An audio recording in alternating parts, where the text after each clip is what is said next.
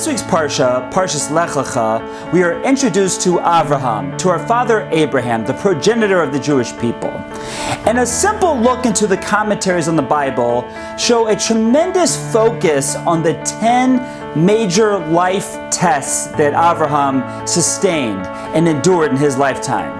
The question is, why is it that the commentaries are so focused on these 10 tests of Abraham? In order to understand this focus on the test of Abraham, let's look at the Talmud in Brachos, page 12b. In that section of the Talmud, our sages are deciding on what should be included in the anthem of the Jewish people, the Shema. And they're going through the different options, the different sections of the Torah that should be included in the Shema. And our sages consider putting the entirety of the Parsha of Balak into the saying of the Shema. And if it wasn't for the fact that that would make the morning prayer service tremendously long, our sages would have made such an establishment. The question is, what is so special about this section of the Torah, roughly 100 verses, known as Parshas Balak? The Talmud goes on to explain that in Parshas Balak, we have the evil prophet Bilam, who is desperately trying to curse the Jewish people. Yet the Almighty continues to thwart his plans and change his words of curse to words of blessing. It's on the second curse-turned blessing that our sages focus their attention. What is that blessing? Bilam says to the Jewish people, Heinam kilavi yakum ukari yisnasa. Behold, this is the nation that will arise like a lion cub and raise itself like a lion. It is because of this verse that our sages wanted this section of the Torah to be part of the Shema. And only because of the constraints of time did they not make such an institution.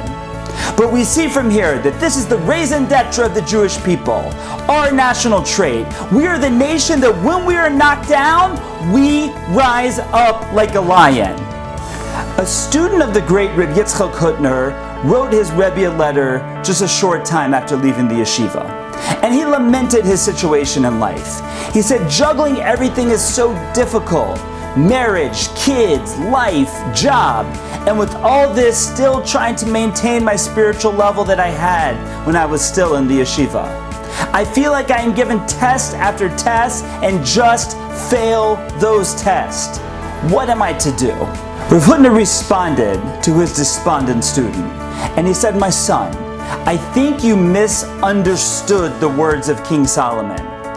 King Solomon in Proverbs 24:16 writes the famous words, Sheva yipol tzadik v'kam, which most people understand to mean that the righteous person will fall 7 times and still get up, as if this is a character trait of the righteous.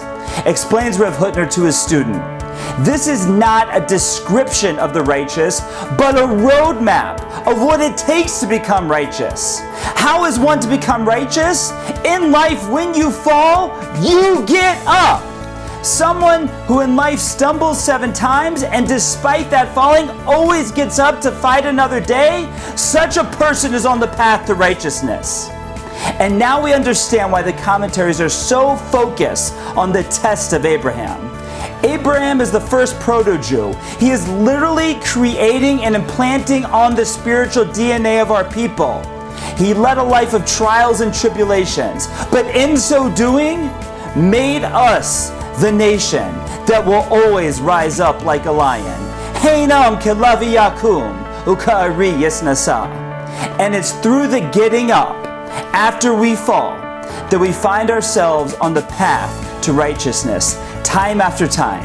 So as we study the story and the life of Avraham, of our forefather Abraham, let us look at the test that he went through. Let us look at what he endured. And let us understand that in so doing, he made it that each and every single one of us can go through our test in life, and the Jewish people, our national test throughout history, and through getting up when we are knocked down. That's how we can truly become the righteous people that we strive to become. I am Rabbi Pinchas Landis, and this is a Parsha Power Up.